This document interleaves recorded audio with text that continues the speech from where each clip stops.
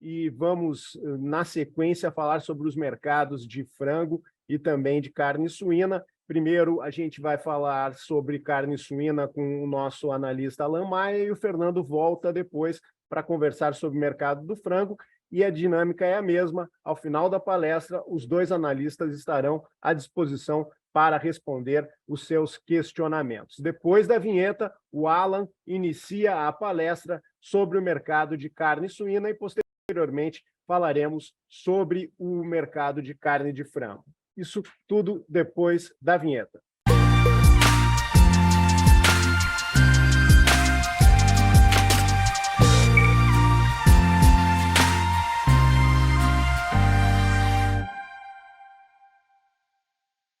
Oi, Dylan, bom dia. Então, vamos falar sobre o mercado de suíno aqui.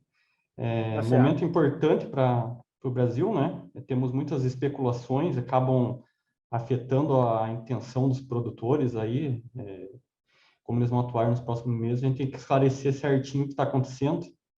Eu vou colocar aqui a minha tela. Então, aqui é o primeiro momento aqui, a gente tem que falar sobre a nossa análise aqui, vai ser referente ao mercado interno e externo.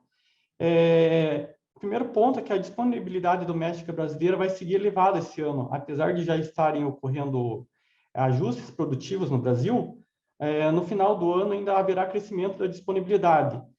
O que a gente tem visto é que está havendo ajustes, principalmente via redução do peso médio no Brasil, é o principal elemento. Outro componente que pesa agora no ajuste da disponibilidade aqui é que ao longo dos últimos 2 anos, devido à intensidade da crise, muitos independentes quebraram, e com isso também diminui um pouco do volume agora. Outro ponto importante é que a suinocultura tenta respirar agora, contudo, o custo de produção permanece em patamar elevado aqui ainda. A soja está caindo, o farelo tende a cair. O milho também, nesse momento, está dando uma aliviada em alguns estados. Por exemplo, no Paraná, São Paulo, Minas Gerais está começando a aparecer um pouquinho de oferta, Goiás. Contudo, ainda segue em patamar muito elevado. A gente vai tocar nesse assunto daqui a pouquinho também.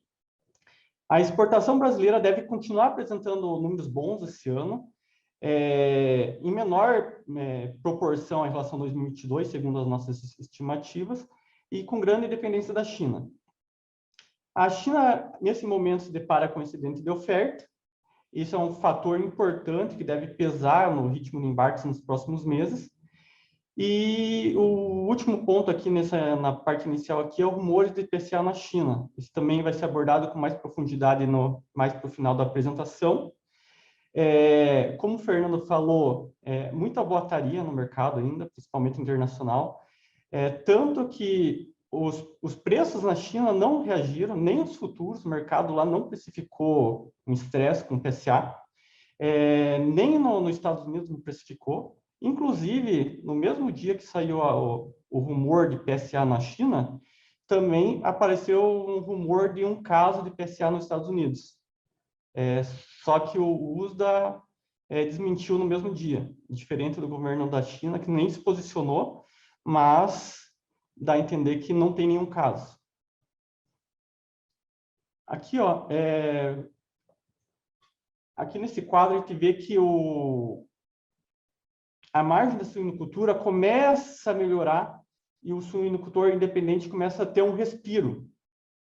A gente vê aqui, que ao longo dos últimos 2 anos, 2 anos e meio, a suinocultura vem trabalhando no vermelho. E somente agora, nesse primeiro bimestre, trimestre, o setor começa a empatar, em alguns casos aqui, daqueles produtores mais eficientes, ter lucro. Aqui nesse quadro, a gente vale destacar aqui, que o Embrapa mudou a metodologia do custo dele, aqui, o coeficiente que ele usa, como a conversão da alimentar para o peso do suíno, né? Então, acabou gerando esse impacto negativo que chama atenção. Mas, de qualquer modo, aqui o Safra estava estimando aqui, o custo aqui mais embaixo, ainda aqui com as margens negativas, e agora, em fevereiro, em alguns casos, com lucro aqui em Santa Catarina. Contudo, o cenário interno, nesse momento, mostra uma dificuldade para avanço de preço do suíno. O atacado não está reagindo agora. Os frigoríficos estão alegando que os estoques estão cheios, a carcaça não está saindo de maneira satisfatória, e com isso os negócios do vivo ficam comprometidos. Então, a tendência é que agora em março o prejuízo volte, não tão grande, mas volte para o negativo, né?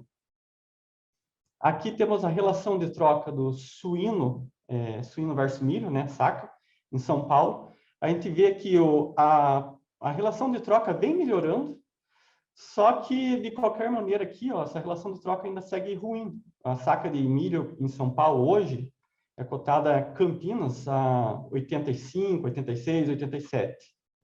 Enquanto suíno, essa semana está caindo. Tem relatos de 135 até 140 no suíno. Então, essa relação de troca ainda não fica boa, mas tende a melhorar se a gente considerar que o preço do suíno vivo, a gente está no começo do ano, e o começo do ano é o pior momento para a suinocultura, onde a demanda ainda é mais retraída por conta de endividamento das famílias. Na entrada do inverno, já começa a aumentar a demanda no mercado interno. Depois tem os preparativos para as festas de final de ano. A gente tem a exportação para a China, que também tende a continuar boa, né? Não tende a ampliar muito, mas tende a continuar boa. Então, e fora que o milho no segundo semestre, com a safrinha, também tende a derrubar preço do milho. Se tudo ocorrer bem com o clima e com a safra norte-americana, a tendência é que o milho caia enquanto o suíno vivo encontre ponto de sustentação. E com isso, a relação de troca tende a ficar mais favorável no segundo semestre. No primeiro semestre, a tendência ainda é que o custo e a relação de troca aqui sigam meio fracas. Aqui a gente tem o mesmo gráfico, só que para o suíno e para o milho em Santa Catarina. Você vê que ainda está pior a relação de troca em relação a São Paulo, né? São Paulo está aqui no 1,6, mais ou menos. Santa Catarina aqui está abaixo de 1,5. A gente tem que entender que Santa Catarina é importador de milho e o frete também está subindo, além de estar caro, né, nos estados, o milho. Então, ele ainda arca com frete, né? Então, está caro. Aqui a gente tem o preço médio do suíno vivo no Centro-Sul. Você vê que esse ano aqui ele começou já mais forte que nos últimos anos aqui. Esse março aqui é preliminar ainda, ele tende a dar uma recuada. Nesse momento, o suíno vivo não está saindo de maneira satisfatória as negociações, né? O poder de barganha do suinocultor, apesar do que o suinocultor está falando que a oferta não está descontrolada, os animais não estão pesados, mesmo assim, o atacado acaba comprometendo. Estoques cheios, os frigoríficos não atuam com força. Aqui temos a carcaça na mesma situação, começou mais forte que nos outros anos, né? E tende a cair agora nesses próximos dias, aí, a média vai cair no fechamento de março. A gente espera uma melhora aqui no começo de abril agora. Aqui temos os preços relativos dos principais cortes aqui de carnes, né, do setor carnes do atacado do Brasil, né? Aqui temos o traseiro bovino aqui na parte de cima, o dianteiro, a carcaça suína e o frango. A gente vê que a carcaça suína está recuperando, né? E com isso, essa distância aqui entre o frango congelado, que é o principal concorrente, né, está aumentando. Isso quer dizer o quê? Que a carne suína está perdendo atratividade frente ao frango congelado aqui.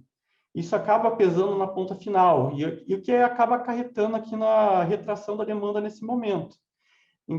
Isso dificulta um pouco o escoamento da carne do atacado, né, no caso da carcaça e dos principais cortes, e no final acaba pesando também no suíno.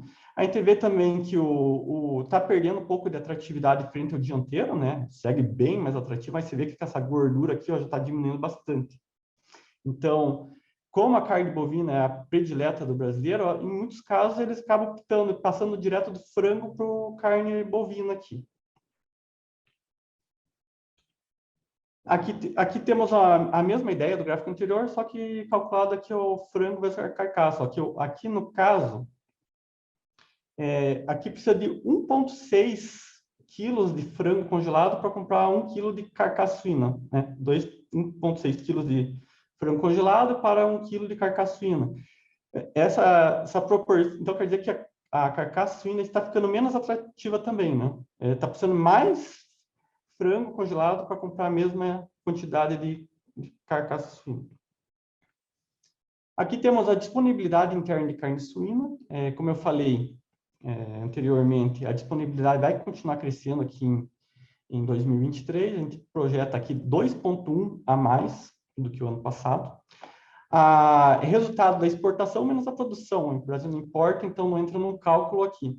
A gente vê que o primeiro bimestre, a exportação brasileira foi mais forte que o ano passado, mas vale destacar que no ano passado, nesse mesmo período, a China estava com o pé no freio na compra. Ela estava com um preço muito fraco, então ela estava retraída nas compras. A gente está projetando aqui uma exportação mais fraca por conta de alguns fatores. As Filipinas, que ano passado chegaram a atuar como o segundo maior importador do Brasil no ano passado, esse ano já retraiu das compras. Inclusive, eles estavam também sofrendo com a PSA lá desde 2018. O USDA já está projetando que a suinicultura da Filipinas está melhorando, então eles vão precisar importar menos esse ano. Esse é um fator que vai pesar. Tem outros mercados também que deram uma retraída nas compras. A Argentina, por exemplo, tiraram o pé do acelerador. A própria China, ela tende a atuar de maneira comedida aí nos próximos meses por conta dos preços fracos que ela tá tendo agora, né? A gente vai mostrar à frente. A produção brasileira, a gente projeta aqui um crescimento de 1%. Um número considerável bom, né, dado o cenário. Não vai expandir tanto, mas ainda vai continuar crescendo. A gente tem que falar que no primeiro semestre aqui o peso dos animais tende a ficar, os animais tendem a ficar leves. E quando o milho cair com maior intensidade, tende a cair ali no segundo semestre, confirmado o clima e tudo mais, né? O peso dos animais tende a crescer. Então, a tendência é que no segundo semestre os animais voltem a ser negociados mais pesados aqui. Aqui temos a projeção de abates, né? A gente vê que aqui, em 2018 não está aqui, mas a gente vê que em 2019, que foi o começo lá da PSA na China, o Brasil abatia 41,2 milhões de suínos. Você vê que o Brasil começou a investir muito na suinocultura, em plantel, matriz, leitão e tudo mais, ó, como que a curva expandiu com força os abates aqui, ó, quando maturou os investimentos lá de 2019. Aqui foi um dos piores momentos da suinocultura, aqui, ó, entre final de 21 e 22. Você vê que expandiu com muita força aqui, ó. E de 2022 a gente vê já um crescimento bem moderado, e a crise ainda está no radar, né? Os prejuízos aí constantes acabaram pesando nos investimentos aí dos últimos tempos, mas mesmo assim a gente vê um crescimento modesto aí dos abates. Aqui a gente vê, é o mesmo gráfico, a mesma informação do slide anterior, só que em forma de barra. Você vê que aqui o Brasil sempre expandiu produção. O que mais que chama atenção é que é o salto de 2018 e diante, que é o Brasil visando atender a demanda chinesa. Aqui o Brasil se deparou com o pior momento da crise, e aqui, um aprofundamento da crise, os abates já desacelerou, né? Está crescendo, mas desacelerou. Aqui temos os principais destinos da carne suína brasileira. A gente vê que a China, esse ano, está comprando mais, né? Comprou mais no primeiro bimestre. A gente vê também um dado importante aqui, que aumentou a dependência da China, né? O Brasil está dependendo mais da China agora. Se a China desacelera as compras, o Brasil acaba sofrendo com maior oferta interna. Isso é um ponto importante. Hong Kong aqui segue em linha, né? Chile aumentou um pouco, o Uruguai segue em linha, Singapura aumentou um pouquinho, e Filipinas aqui, que a Filipinas no ano passado ele comprou mais no segundo semestre. Aqui ainda parece modesto, como eu falei anteriormente, que a Filipinas foi um dos maiores importadores do ano passado, mas ela comprou maiores volumes no segundo semestre do ano passado. A gente vê aqui também um dado importante, que as receitas aumentaram bem também, né? Ponto importante para a suinocultura brasileira. Com China também pagando preços mais caros esse ano. Você vê que a parte da receita 48% é China, né? Aqui temos a evolução histórica da exportação brasileira ali desde 2018. Você vê que a curva é ascendente. Esses dados aqui do começo do ano, eles são os dados mais fracos desde janeiro lá do ano passado. O Brasil está com um desempenho fraco, né, nesse ano, apesar de números mais fortes que lá aqui de janeiro do ano passado, mas o número está bem fraco agora, né? A tendência é que o Brasil exporte mais no segundo semestre. Aqui temos a evolução do preço da tonelada para a China. Você vê que ela começou a pagar mais lá desde o começo de maio até o final de ano. Ela estava se preparando para o ano novo lunar dela. E quando a China paga mais, ela acaba subindo toda a média dos demais exportadores aqui. Ó. Você vê que ela sobe tudo. Ela cai, também cai aqui. Ó. Aqui temos as exportações somente para a China. A gente vê que a China está comprando 41,7 mil toneladas em janeiro e 31,5, arredondando aqui, em fevereiro.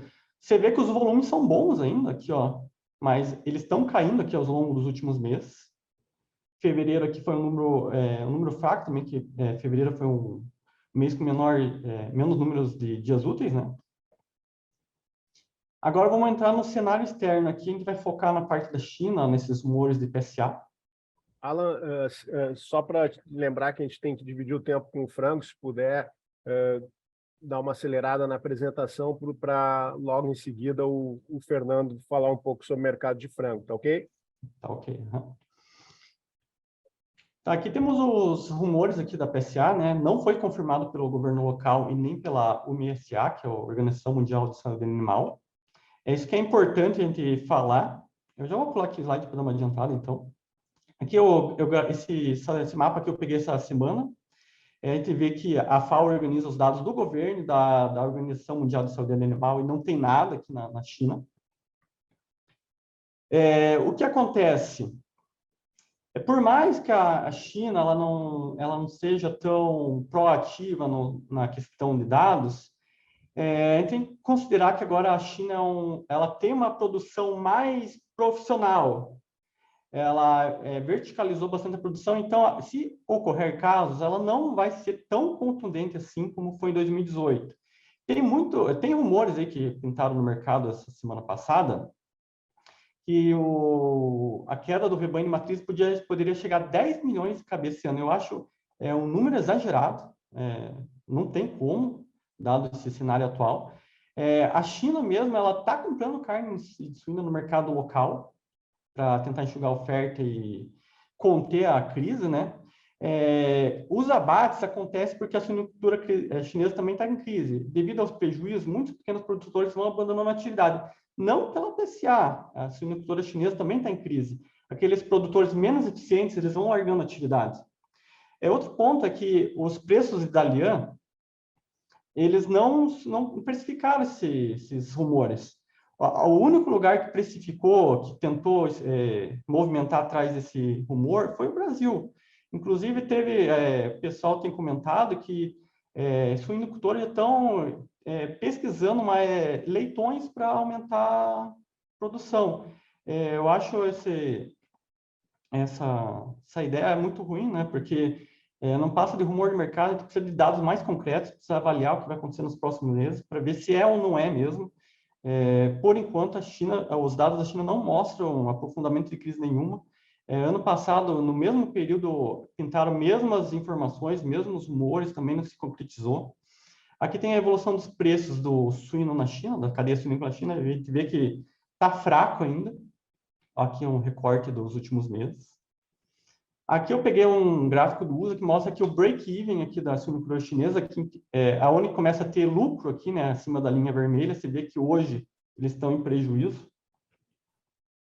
Aqui os contratos do suíno vivo em Dalian, você vê que eles também estão deprimidos pelo excesso de oferta. A produção da China é muito forte, os abates estão aumentando por conta dos prejuízos. Aqui a gente vem o novembro, que seria onde faltaria suíno pelos rumores, mas você vê que a notícia saiu por aqui e nem precificou nada. Aqui é só tendência natural do segundo semestre de ter menos suínos na China, que já era um quadro previsto, sem PSA, sem nada. E 18 mil yuans por tonelada do quilo vivo, né? Você vê que hoje está por volta de 16, então não seria um aumento expressivo por uma crise surpreendente, como estão falando no mercado mundial, né? Aqui eu peguei o contrato do suíno magro nos Estados Unidos, você vê que o preço lá também nem reagiu ao rumor da PSA na China, inclusive está caindo forte lá nos Estados Unidos, o suíno magro. Inclusive, colocaram um rumor, né, nos Estados Unidos, semana passada também, de PSA nos Estados Unidos, o USDA desmentiu. Essa queda daqui dos Estados Unidos também estão falando que é o México, que está com preços fracos, talvez reduza a demanda. Tem que falar também que o México aumentou a habilitação de plantas brasileiras, mas o México nunca foi importador do Brasil.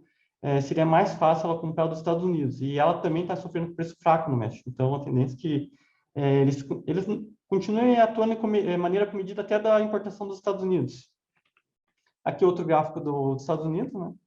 Aqui temos o quadro de oferta e demanda da China. A gente vê aqui que a projeção de importações deles é mais ou menos parecida com esse ano. Então, a gente espera que a China continue comprando por volta de 30, 40 mil toneladas do Brasil, como já está acontecendo.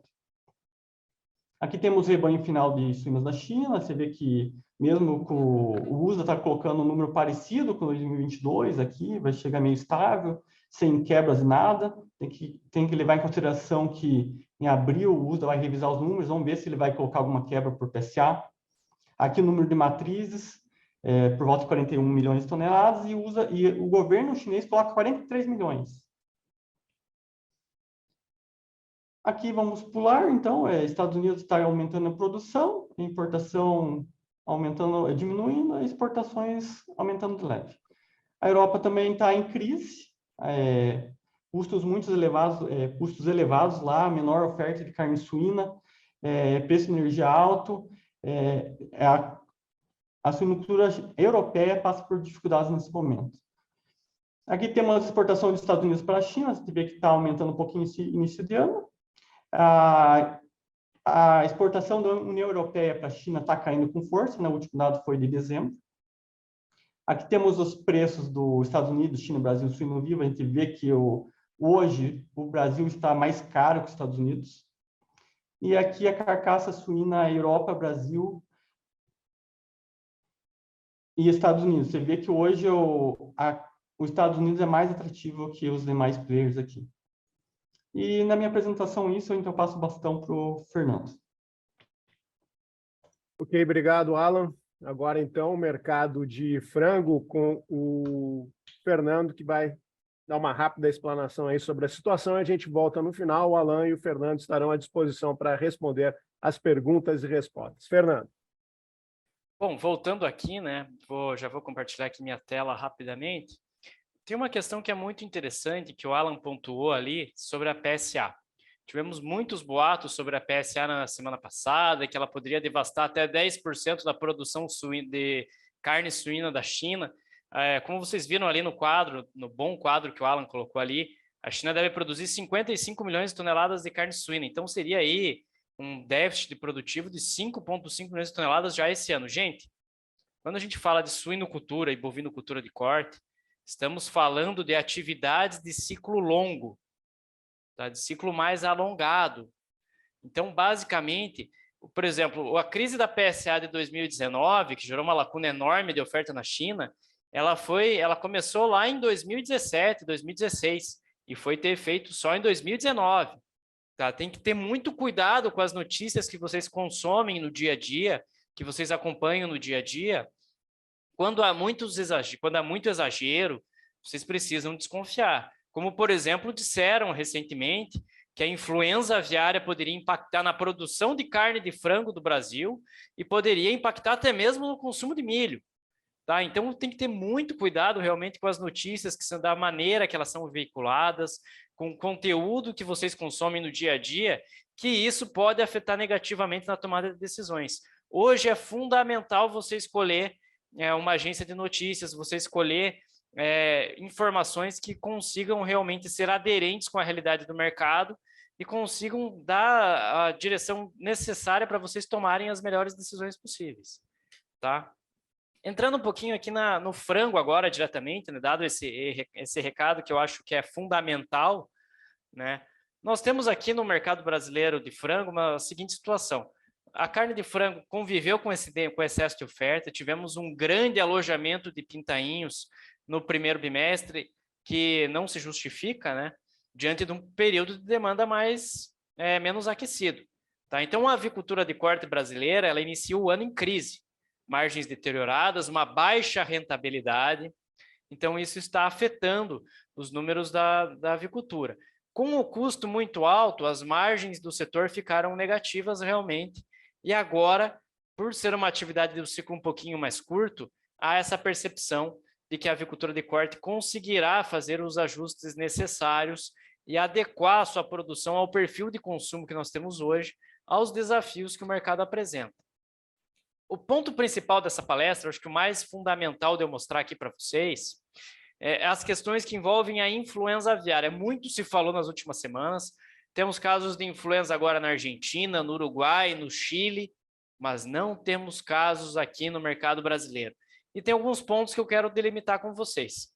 A decisão da Argentina e do Chile de suspender as exportações de carne de frango foi dos governos locais, não faz parte do protocolo da OMSA.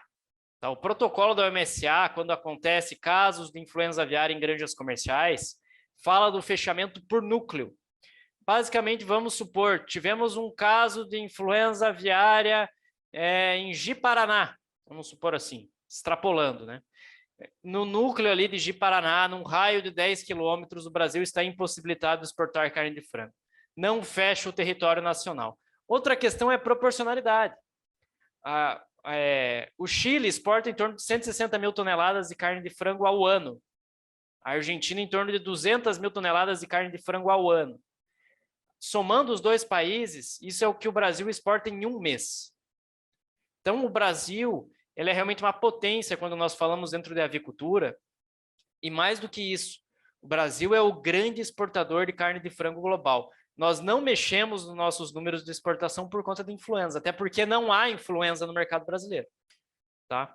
Aqui estão os dados da OMSA em relação à influenza ao redor do mundo. Esses aqui são focos em granjas comerciais ao redor do mundo. Percebemos que o descontrole maior está na Europa.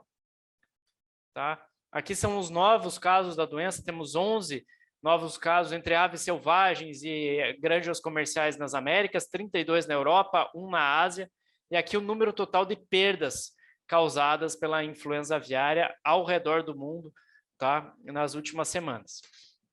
Aqui só para mostrar para vocês os reportes de aves selvagens, etc., nesse último reporte da OMSA, tá? Percebam que os casos estão muito mais difundidos na Europa do que no continente americano. Lógico, as preocupações estão aqui com a proximidade da fronteira com o Brasil. O caso uruguaio, por exemplo, aconteceu a 160 quilômetros da fronteira, mas, de qualquer forma, o Brasil realmente leva muito a sério as questões sanitárias e é muito difícil que nós vejamos casos de influenza aviária em granjas comerciais. Ressaltando que aves de quintal, aquela galinha que é criada em chácara, por exemplo, galinha frango caipira, aves selvagens, não resultam em perda de status sanitário. Tá? O Brasil não perderia o status sanitário se, por exemplo, tivéssemos casos em gansos, tivéssemos casos em andorinhas e etc. Não haveria perda de status sanitário para o Brasil. Tá? Só acontece a perda de status quando a ocorrência acontece em granjas comerciais, em produção industrial. Tá? Aqui as rotas das aves migratórias. O que acontece? De novembro a março, as aves elas migram do hemisfério norte, fugindo do inverno, com destino ao hemisfério sul. Esse movimento é tradicional, acontece todos os anos, e ele costuma acontecer entre novembro a março. Findado agora o mês de março, terminando o mês de março, o risco da influenza aviária atingir aqui o mercado brasileiro cai sensivelmente. Tá? Eu diria que o nosso grande ponto de preocupação é a rota Brasil Central, tá? É onde a fiscalização está sendo realmente redobrada por conta da proximidade com estados de importante produção, Rio Grande do Sul, Paraná e São Paulo. Tá? Então, basicamente, essa é a rota de maior preocupação aqui dentro do Brasil, mas terminando o mês de março, a gente vai viver uma fiscalização ainda severa aqui no Brasil, até maio, mais ou menos, mas chegando na entrada aqui do inverno no hemisfério sul, o risco cai sensivelmente. Tá? O risco diminui muito aqui em relação à influenza aviária. Nossas estimativas de produção, o Brasil deve alojar aí em torno de 6,87 bilhões de pintainhos em 2023, tá? Crescimento de 0,17% na comparação com o ano passado. Em termos de crescimento de produção, o Brasil vai produzir aí 14,6 milhões de toneladas de carne de frango ao longo desse ano, com uma exportação novamente recorde. O Brasil deve exportar aí 4,86 milhões de toneladas ao longo desse ano. Aqui os gráficos do frango vivo, né, de preço. Frango vivo desfrutando de uma longa estabilidade em termos de preço. O pintainho de corte apresentou até alguma queda, mas nada assim muito contundente, está se mantendo em patamar bastante elevado. Aqui é só para retratar que realmente os custos eles estão pesando demais na estrutura da produção brasileira de carne de frango e as margens do setor estão negativas nesse início de ano, o que remete a uma necessidade de cortar alojamento. Tá? Aqui é aquele gráfico do frango que já explicamos na palestra sobre bovinocultura e sobre suinocultura. Aqui só dá um rápido contexto global. Vocês podem ver aqui que Estados Unidos, mesmo com influenza aviária, tem crescido na sua produção. A União Europeia também vai crescer na produção de carne de frango, assim como o México. China vai manter uma produção elevada de carne de frango, pouco abaixo da produção brasileira. E o mundo vai apresentar um crescimento da produção. Em termos de exportação, vocês podem perceber aqui que é muito interessante esse dado da exportação, porque o Brasil tem 35% do mercado global de exportação de carne de frango. Tá? Desses 14 milhões de toneladas que o mundo deve exportar esse ano, 35% é basicamente de carne de frango brasileira. Tá? Os dados da balança, mais uma vez, um resultado espetacular para as exportações de carne de frango ao longo de 2023. O Brasil aí é a melhor alternativa de fornecimento dessa proteína ao longo desse ano. Os principais destinos aqui, eu só quero ilustrar como é pulverizada as exportações de carne de frango. O Brasil consegue vender frango com qualidade para mais de 100 países. Temos o embarque halal, o Brasil é o maior fornecedor de frango halal ao redor do mundo, é um mercado muito consolidado há mais de 20 anos. Temos aí a Arábia Saudita, Emirados Árabes Unidos, todos os países do Oriente Médio, que são grandes consumidores de carne de frango brasileira. Tá? Os preços médios da tonelada da carne de frango também declinando, mas de qualquer forma vivemos um bom momento no que diz respeito à exportação. Tá? A conclusão aqui da nossa rápida palestra sobre avicultura. Fatores a se considerar, né? As flutuações do câmbio, a queda dos preços médios da tonelada de proteína no mercado internacional, o aumento da oferta de carne bovina no mercado interno, isso aqui vai ser preponderante para a formação dos preços das proteínas concorrentes, influenza aviária e demais problemas sanitários. O embargo continua aqui, porque o embargo pode afetar na formação de preço, tanto da carne suína como a carne de frango. Por quê? Se o embargo se alongar demais e os frigoríficos aqui do Brasil tiverem que disponibilizar excedente no mercado interno de carne bovina, vai gerar uma forte queda dos preços no atacado e varejo que vai contaminar as outras proteínas. Encerrando, o Brasil tende a manter a liderança global dos embarques de carne bovina e de carne de frango em 2023, apesar dos problemas sanitários que nos cercam. Nós temos aí custos de nutrição animal que seguirão pressionando as margens da avicultura e da suinocultura no primeiro semestre, pelo menos até a entrada da safrinha brasileira, mas esse assunto é para o Paulo Molinari, que vai tratar mais adiante aí sobre as questões que envolvem o milho, inerentes ao milho. Tá? Aumento do abate de bovinos é um ponto central para esse ano de 2023 e mais um ano de lento crescimento da atividade econômica que remete a um foco muito grande da agroindústria brasileira nas exportações. Tá? Era isso que eu tinha aqui para mostrar para vocês. Espero que tenham gostado da nossa apresentação. E mais uma vez reforço, consumam notícias e informações de qualidade para conseguir tomar as decisões da maneira mais assertiva possível. Obrigado, Fernando. Notícias da Agência Safras, consultoria de safras e mercado, tudo à disposição na nossa plataforma de safras. Antes da gente iniciar as perguntas e respostas, peço inclusive que quem tem algum questionamento mande no chat. Eu chamo a Adriana, que tem mais informações, mais promoções para quem está assistindo o Safras AgriWeek. Adriana. Bom, pessoal, para quem não conhece a plataforma Safras, ela reúne todo o conteúdo do agro que você precisa para ficar por dentro do mercado. Todo esse conteúdo que está sendo passado aqui no AgriWiki, a nossa fonte de informação é a plataforma Safras. É uma ferramenta muito potente. Então, para você que é produtor rural, atua com exportação, importação, comercialização, para quem trabalha com corretoras, cooperativas, enfim, todo mundo do mercado, lá você vai encontrar notícias inéditas, preços físicos em bolsas, gráficos, análises, valores de fretes. Isso tudo é alimentado pelos nossos especialistas, inclusive o Fernando faz a parte do mercado de carnes, né? A cobertura das commodities na plataforma é bem ampla. Então, temos soja, milho, todo o mercado de carnes e todas as commodities possíveis lá dentro. A nossa plataforma, ela pode te ajudar muito no dia a dia. Então, solicite aqui a sua demonstração gratuita. Tem aqui o QR Code na tela. Também temos aqui no chat o link. São 15 dias gratuitos e vocês conseguem conhecer todo o potencial e usar essa ferramenta tão importante aí para atuar no mercado. Obrigado, Adriana. Bom, até o momento a gente não tem questionamentos para as palestras de carne, de frango e de suínos. Eu até tinha uma pergunta, mas sobre a questão envolvendo o risco da influência aviária ser menor daqui para frente com a mudança nas rotas migratórias, mas o Fernando já respondeu. E chegando aqui uma pergunta, agora, nesse exato momento, do Sérgio Monsanto de Paula. A pergunta, além de parabenizar o Fernando, o Sérgio pergunta: quanto à Índia, embora tenha questão cultural religiosa, você vê perspectiva de os indianos começarem a consumir proteína animal, bovinos, suínos e aves?